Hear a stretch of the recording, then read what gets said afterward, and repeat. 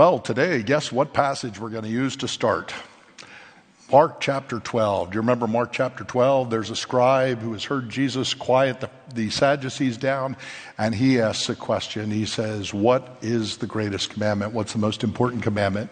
And this is Jesus' response. Jesus answered, the most important is, Hear, O Israel, the Lord our God, the Lord is one. And you shall love the Lord your God with all your heart, and with all your soul, and with all your mind, and with all your strength. And the second is this, you shall love your neighbor as you love yourself. There's no other commandment greater than these two.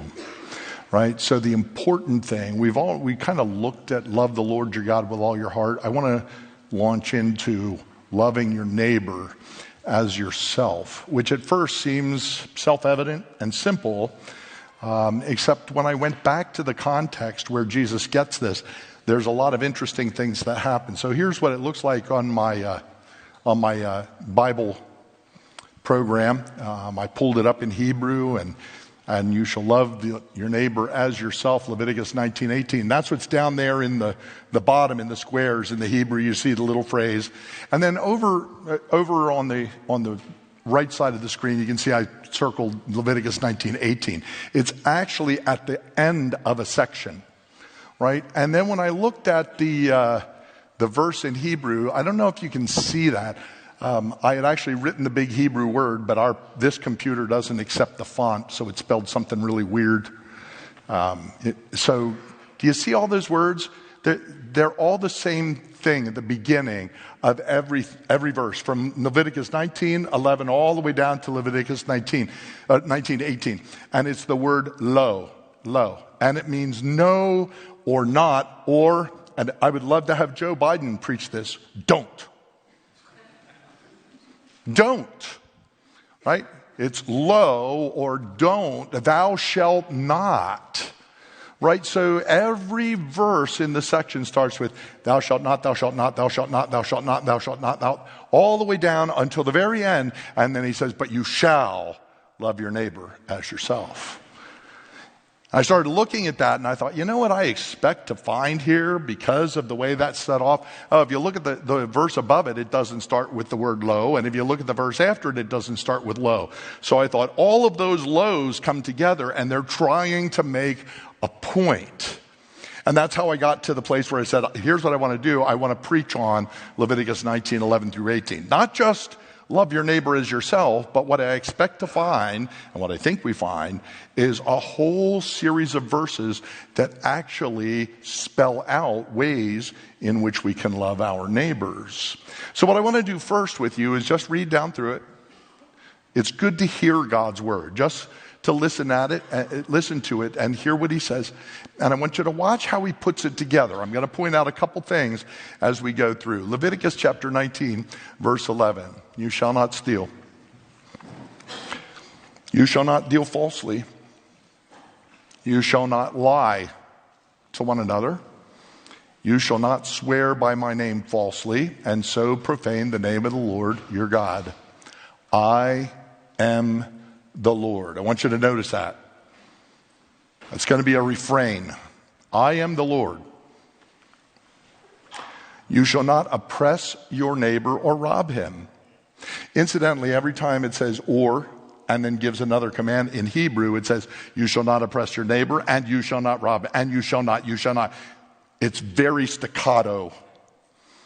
The wages of a hired worker shall not remain with you all night until the morning. I put all night in italics because that's not literally there in Hebrew. The translators put that in there to help you get the picture. Can't have money all night until the morning. You shall not curse the deaf, and you shall not put a stumbling block before the blind, but you shall fear your God. I am the Lord. But you shall fear your God. Did you see that? There's a whole bunch of, the first time through we had, thou shalt not, thou shalt not, thou shalt not, thou shalt not. I am the Lord. Now we have, thou shalt not, thou shalt not, thou shalt not. But you shall. He includes a positive statement. And then he says, I am the Lord. You shall do no injustice in court. You shall not be partial to the poor. You shall not defer to the great. But in righteousness you shall judge your neighbor. You shall not go around as a slanderer among your people, and you shall not stand up against the life of your neighbor. I am the Lord. Now, do you notice again, we have thou shalt not, and then he throws in a but you shall. He gives us another positive.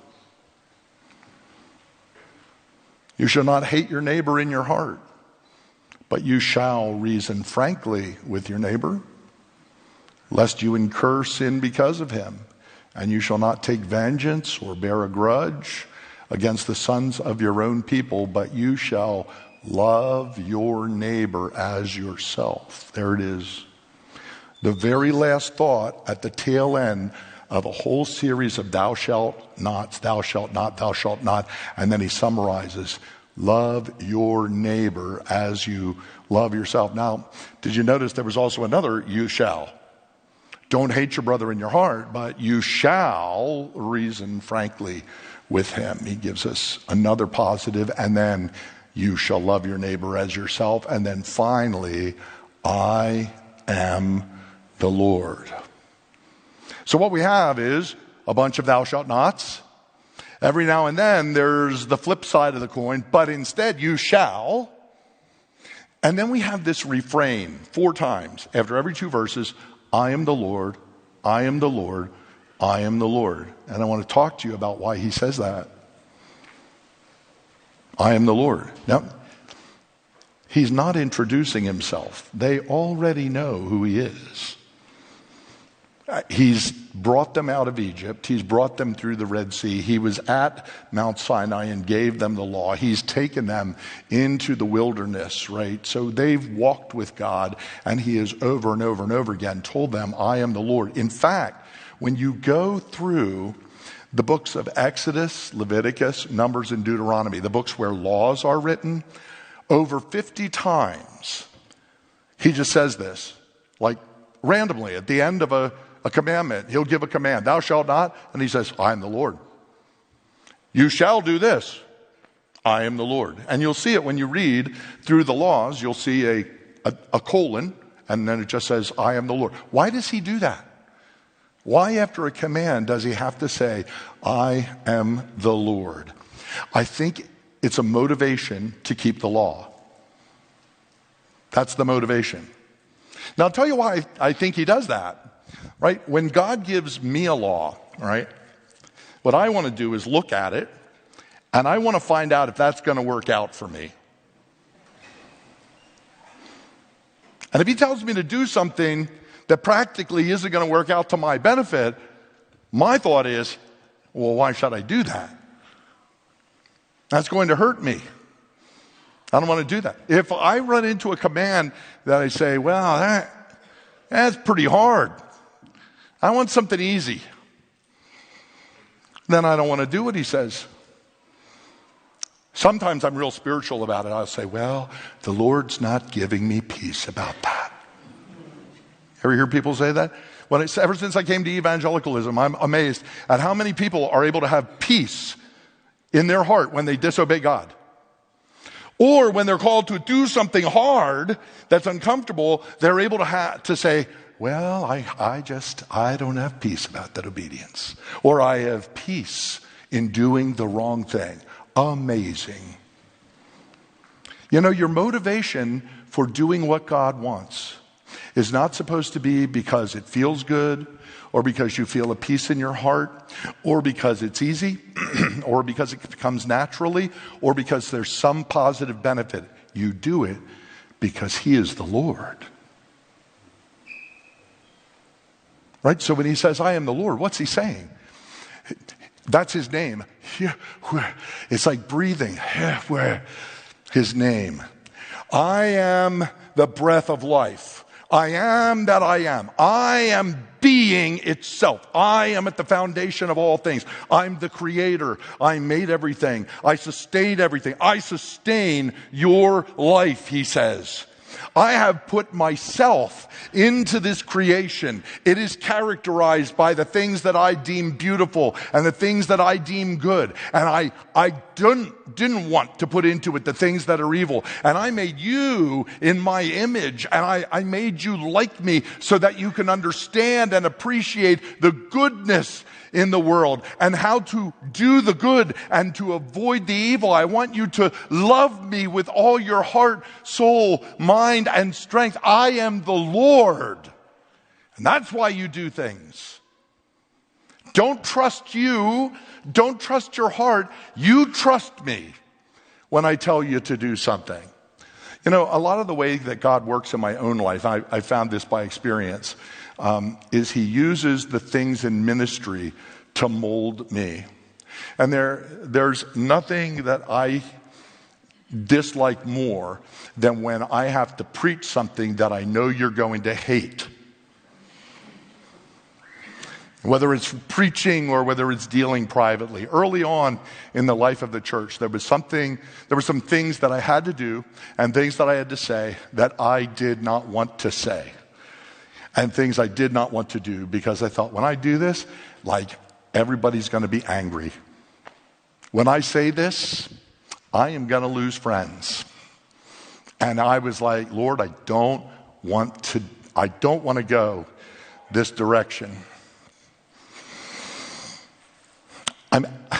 I kind of like people liking me. Right? You do too? And he goes, yeah, I know that. I know you want people to like you. Do it anyway. Okay, so you're going to keep them from disliking me. No, they're going to get angry at you. Do it anyway.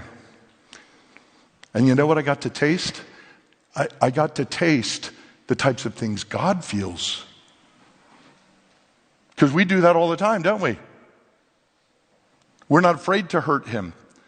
So I stepped up and I said what I needed to say and did what I had to do, and I lost half the church. I had just gone full time. It was like 1 or 2 years after that. And I thought, great, now I'm going to have to go back and work at the chocolate factory again. So much for, becoming a pastor and all of that. The next week, after all the people who were offended and upset and angry at me left, God sent a whole bunch of families. And the next week after that, he sent more families. And after that, he sent more families. And we ended up doubling the number of people that we had in the church. I was like, wow, I don't have to work at the chocolate factory.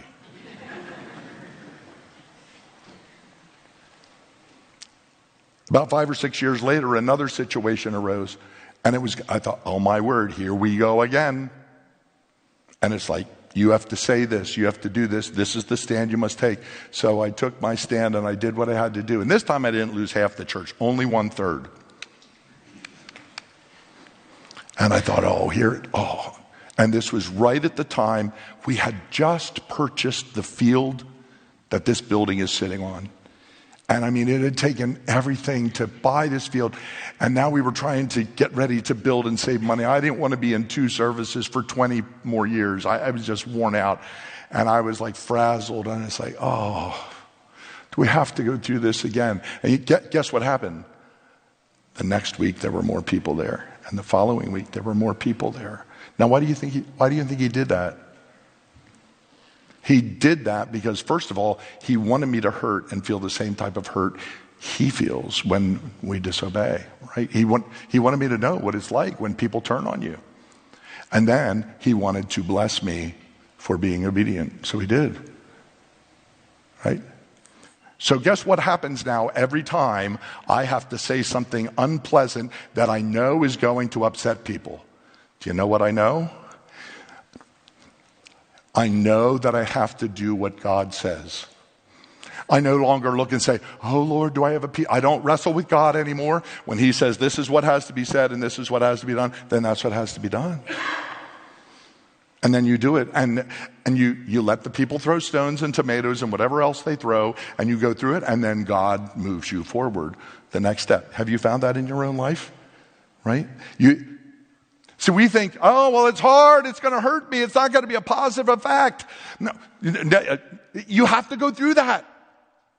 You have to go through that because he's the Lord. And you try and get around that, and you're going to end up hurting yourself in ways that you never imagined. You don't obey God's commands because they're convenient, because they're easy, because it feels right, because it feels good. You do what he says because he's the Lord. And that's why he puts that motivation after each one of these statements. Well, so what are we supposed to do? How are we supposed to love our neighbors? Let's just kind of look at each of these sections. I'm calling this sermon, Loving Your Neighbor, an introduction, because I think we can dive a little deeper on each of these things. Maybe not. We'll see where it goes in weeks to come, but I could probably preach on this for like 10 years. And you're like, no, please, do something else. I'll try not to go that long. You shall not steal. Well, that's clear enough, right? We know we're not supposed to take things that rightfully belong to other people. Yeah, but why does he couple it with all these other things? You shall not steal, and don't deal falsely, and don't lie to one another, and don't swear by my name. See, I think all those things go together. They're all related. Stealing is a problem, but you can steal more than things. You can steal a person's reputation. You can steal a person's honor. You can steal a person's joy by the way you behave. You got to be really, there's a lot of things that you can steal from your neighbor. And you can do it on the sly. That's what he says in the next verse. In fact, that's what he's going to say in every verse. You shall not deal falsely. That's the word that occurs in Genesis chapter 18. You remember when God and the two angels come to Abraham, and they're getting ready to go down and destroy Sodom and Gomorrah, but they stop there and they talk with Abraham, and Abraham creates a meal for them, and they bless him, and they say, your wife Sarah is going to have a child. And Sarah laughs in the tent. Do you remember that? And outside the tent, God says, why'd you laugh? And Sarah, it says, and she denied and said, I did not laugh. He said, oh, but you did. Now, first of all, the reason the laughing is there is because laugh in Hebrew is sakak, and it's the root for Isaac, Yatzak. So it's a play on words, built on her laughter. But she denied. She dealt falsely with God. She tried to pretend that things were other than what they were.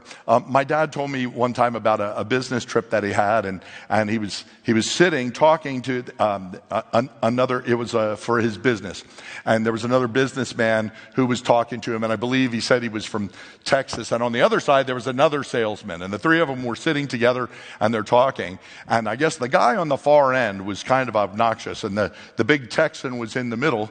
And as they were talking, he would talk to the guy on the other side, and then he'd look over at my dad and say, I can't stand him. And then he'd go back and talk to him. Yeah, man, I really can't stand that guy. What was he doing? He's dealing falsely. He's misleading. God says, don't do that to your neighbor. Don't lie to one another. Don't lie. Don't swear by my name falsely. Now, we don't often swear today, and it means swear an oath. But when you swear an oath, basically what you do is you're telling somebody what you're going to do, and you're making a promise of what you're going to do. But in order to confirm to them how much you mean it, you swear by something else. Right? So if you swear by God, you're basically saying, may God destroy me if I don't keep my word. May God bless you if I don't keep my word. People will say today, I swear on my mother's grave, or something like that. What it's trying to do when we swear an oath, we're trying to let somebody know, I absolutely am telling you the truth. Now, there's a lot of ways to swear an oath and still lie. Right? Remember, you did it when you were a kid on the playground. You would promise that you were going to do something else. Like Lucy and Peanuts. I promise I really won't lift the football again this time. I'll let you kick it. And what does she do? She lifts it up again. Well, maybe she had her fingers crossed. Did you ever do that when you were a kid? I would cross my toes in my shoes so that nobody could see. See, well, that's swearing falsely. Of course, now as adults, we don't do that. And we do other stuff. Remember during the election when this was the previous election with Joe Biden, and Joe Biden was getting ready to debate Donald Trump, and boy, things were not looking good for Joe Biden, and his administration realized we got to do something. We got to find a way to cripple President Trump. So what they did was Anthony Blinken, the Secretary of State, rounded up 51 former intelligence officers. Do you remember that? Rounded up 51 former intelligence officers. Now these are guys that work for the CIA and the FBI and Department of Homeland Security, and they'd never lie to you, right? No, these are, and there was a problem. The problem was Hunter Biden's laptop that had a lot of incriminating evidence on it, and the FBI had held it for 9 months. Remember that? They knew it. They knew what was on it. But these 51 guys signed a letter that said, the story of the laptop has all the hallmarks of Russian information. Do you remember that? And then at the debate, when President Trump brought up the corruption in the Biden administration and the Biden family, Joe stands up and says, I have a letter from 51 intelligence officers saying that laptop has all the hallmarks of Russian information. And the American people were like, Trump said it again, lying through his teeth. Well, guess what? Did you notice how they said that? They didn't say it is Russian information. They said it has all the hallmarks of it.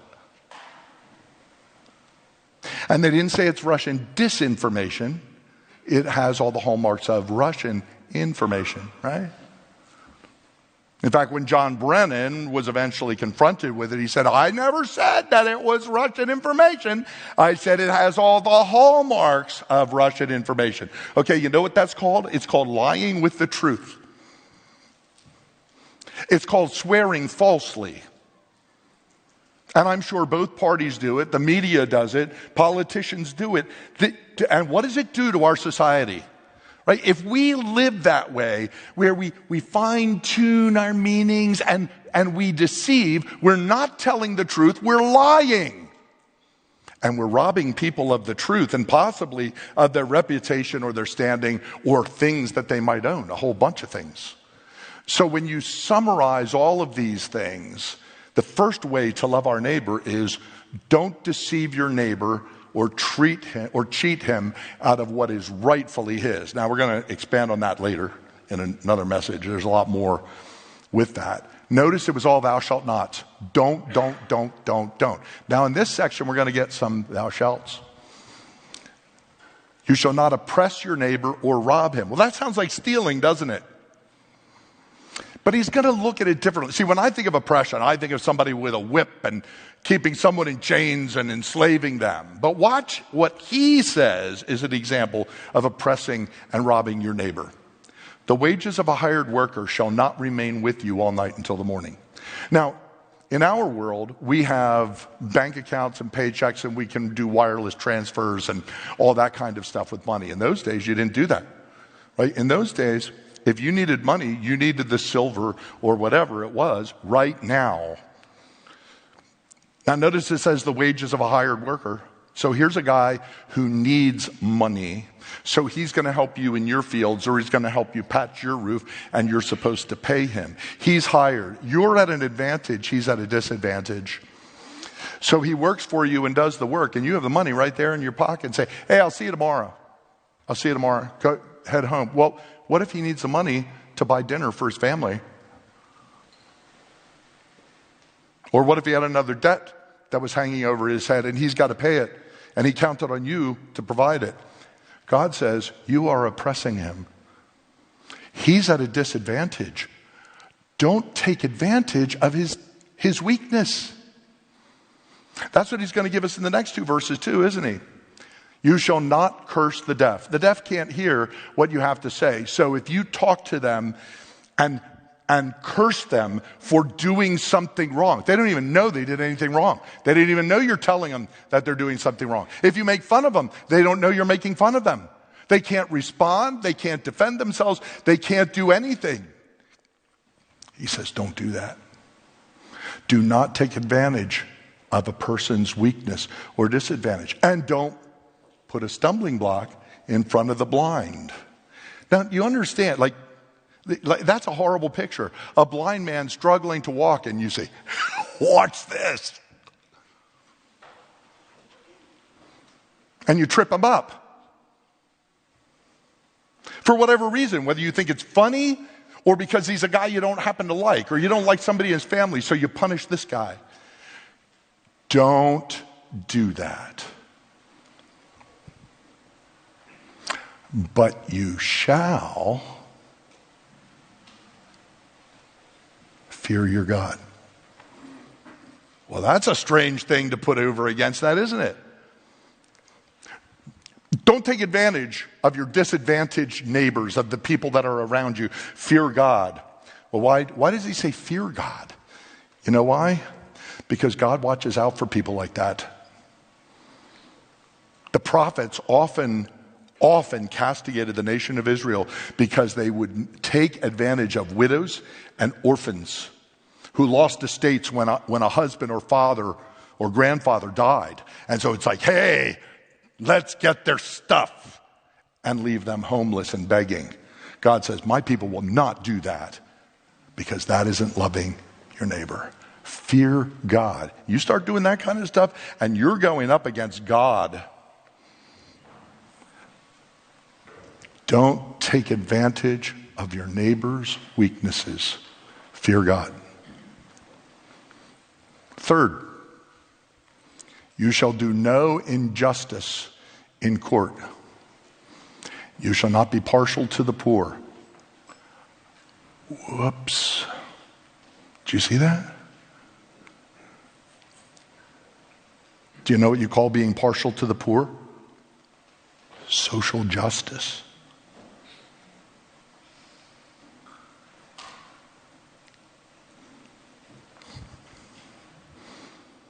Well, see, it's not fair in life that they were given the short end of the straw, so I have to make it right. God says, don't you dare do that. See, that's hard for our society to hear. And don't defer to the rich.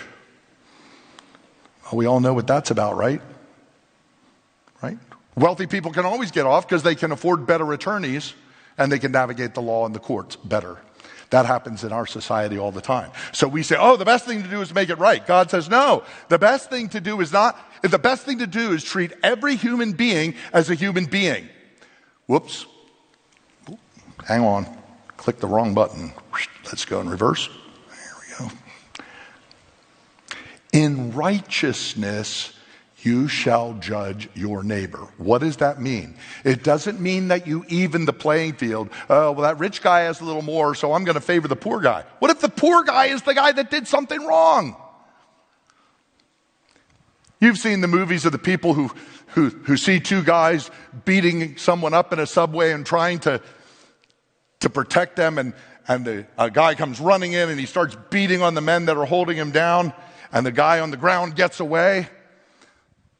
And then the guys who were trying to restrain the guy that ran away pull out their badges, and they're police who were trying to arrest some guy. Oh, I thought I was making it right. No, you weren't making it right. You better be sure that your eyes are closed about who's in front of you and you're listening to the evidence. And a person should be judged guilty because they did wrong, not because they're poor. A person should be judged not guilty, not because they're rich and can do you favors, but because they're innocent. Now, there's a price to pay if you do that, if you don't do that, right? If you go against a really rich man, boy, they can come after you. They can make your life miserable. And that's what happens. God says, do you see what he's saying here? He's saying all men are created equal. I've heard that before. Where did they get that idea? Some really smart guys wrote that. They got that from here. Stop looking at who they are. Treat all men as men before God and judge the case on its merits, not the personality. If you do it the other way, it's not a matter of social justice. It's just a matter of justice. Stop putting the word social in front of it. It's justice. Justice is treating people properly in accordance with God's law before God. You shall not go around as a slanderer among your people. So first of all, he talks about in the court. Now he says, well, what about when you're outside? Don't slander people. Do you know what the word for slanderer is in Greek? Diavolos. If you ever go to a Mexican restaurant and you get something diavolos, eggs diavolos, pork diavolos, you know what you're getting? It's really hot. Hot like the fires of hell. Because a diavolos is the devil. A slanderer. That's when you're slandering, you're doing God's work. We do this all the time. I watch people, social media. Somebody will read a headline or see something. They don't bother to read the story.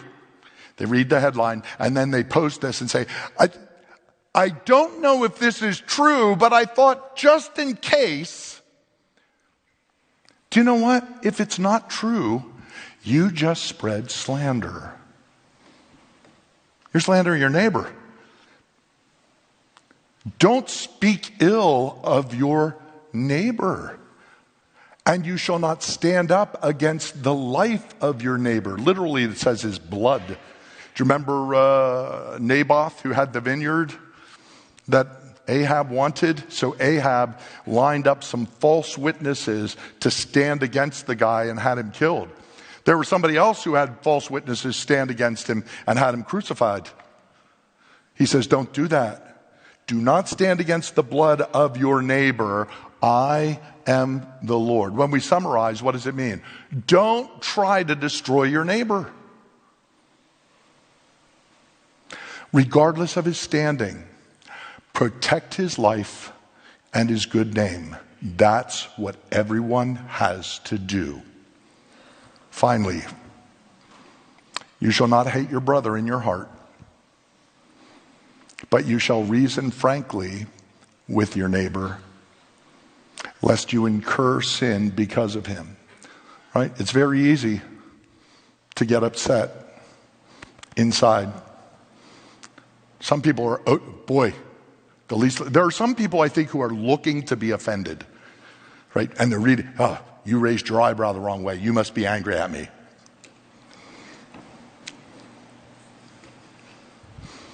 Their assumption is people are out to get me. Everyone's always out, so I always have to be on the defense.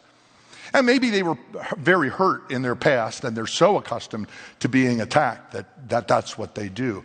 God tells us, be very careful about hate in your heart, about rushing to hate your neighbor. Sometimes what happens is we act on this hate that's in our heart. Have you ever done this?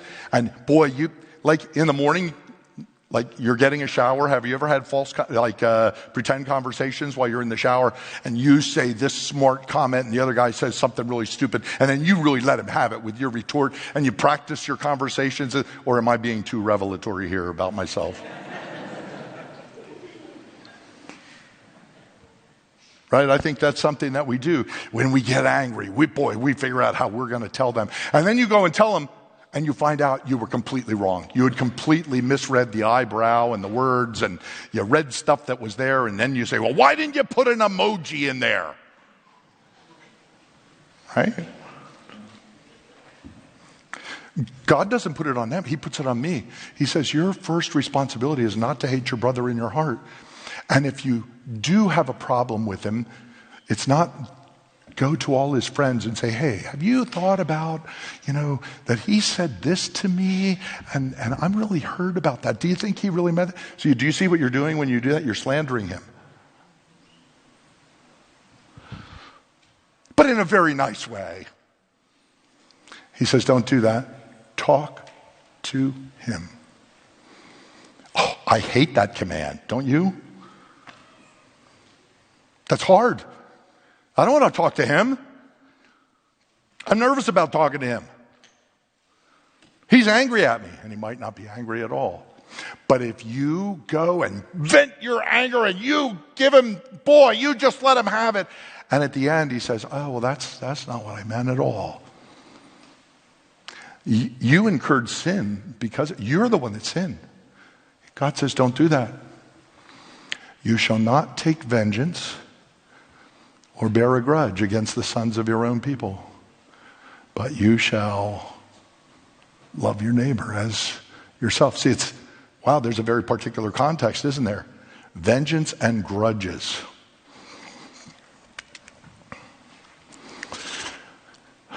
Very early on in my life in ministry, I really came to despise fundamental Christians because a lot of them had been, I felt, very cruel to me. And I was at a pastor's breakfast one morning at another church, and one of the guys that I had felt had done me wrong was there. So he's sitting over here to the side, and I think I was talking to Alan Heathcote, and I started griping about fundamental Christians and boy, how angry they made me and what things they did to me, and I went on. And this other pastor, who I really didn't like, says to me, well, sounds like you're holding a grudge. Well, you've got a lot of chutzpah. And I thought, I can't believe that guy would say that there, like right in front of everybody. And as I went out to my car, and then I'm sitting there, and the Spirit of God says, he's right. You're holding grudges. Then I really hated that guy. And I really hated that the Spirit of God was talking to me that way. But you know what else he says? I'm the Lord. I'm the Lord. See, I want all those wrongs made right. How dare you? How dare you? I have a right to hold a grudge. No, you don't hold grudges. It is never spiritual to hold a grudge. You are never on your best spiritual feet when you're holding a grudge. You got to make that right. You got to let that go. Right? That's, in fact, you shall not take vengeance, and you shall not bear a grudge against the sons of your own people, but you shall love your neighbor as you love yourself. When you're holding a grudge and you're plotting vengeance, you don't have to plan to kill him. All you have to do is plan that smart remark that just, yes, I destroyed him. Felt so good, right? Or am I being too revelatory again? Right? See, we all do this. We all think loving your neighbor's easy. No, we naturally find reasons not to. And that's why God has to command us to do it. Oh, and then he starts giving us a whole section here, Leviticus 19:11 through 18, where he starts going in with his scalpel and surgically just chopping us apart and going after all the things that we treasure in our hearts. He says, don't do that, don't do that, don't do that. Do this instead. I hate doing that instead. Well, guess what? I'm trying to mold you. I'm the Lord. And you're my people. Right? So, don't harbor or nurture or act on bad feelings about your neighbor. You deal with those bad feelings and those lies. Try to work it out with him and make things right. And you know what? When you start practicing that, you find a way to say it gracefully. And you find a way to actually build relationships. And you can mend and restore relationships. You don't have to be nasty or harsh. You can just interact. And mend the fences and restore the health of relationships. And love your neighbors as yourself. And when you do that, you're loving God. And you're being his people. And isn't that what we're told? The most important commandment is, hear, O Israel, the Lord our God, the Lord is one. You shall love the Lord your God with all your heart, with all your soul, with all your strength, with all your mind, with all your might. And the second is like it. You shall love your neighbor as yourself. There's no command greater than these. Jesus summarizes it in these two things. Why? Because the overall plan of God is to say, I am your God. I am the Lord, your God. And you're my people, and I want to walk among you. So we are that body of people that he's rescued and he's changing. We're supposed to be mastering all of this. We're supposed to be practicing it. That's the challenge. Not to keep fighting amongst one another. The world wants this. What it struggles with is the idea that they can't do it. And so they try to adjust God's rules, where we have to keep exactly what God says. And you can't complain. Say, well, it's hard. It doesn't feel right. It doesn't feel comfortable. Well, get comfortable with it. Make the changes in yourself. That's what God's trying to do. And that's what being a body of Christians is all about. And that's what our church is all about. Wow. I didn't put that in there. That's pretty cool. Let's close in a word of prayer. Father, thank you for your word. Its simplicity and its clarity, but boy, it's so cutting to our hearts. I pray that you would move us in the direction that we need to go. I pray that your Spirit will have touched parts of our lives where we say, yeah, this week I want to repent of that and I want to change. I want to learn how to love my neighbor. Help us to do that and to not be afraid and to trust you that these are all good things that you want to mold into our lives, to the lives of our congregation. And you want to bring blessing to people all around us through us, because of the Spirit at work who's been given because of Jesus. And it's in his name we pray. Amen.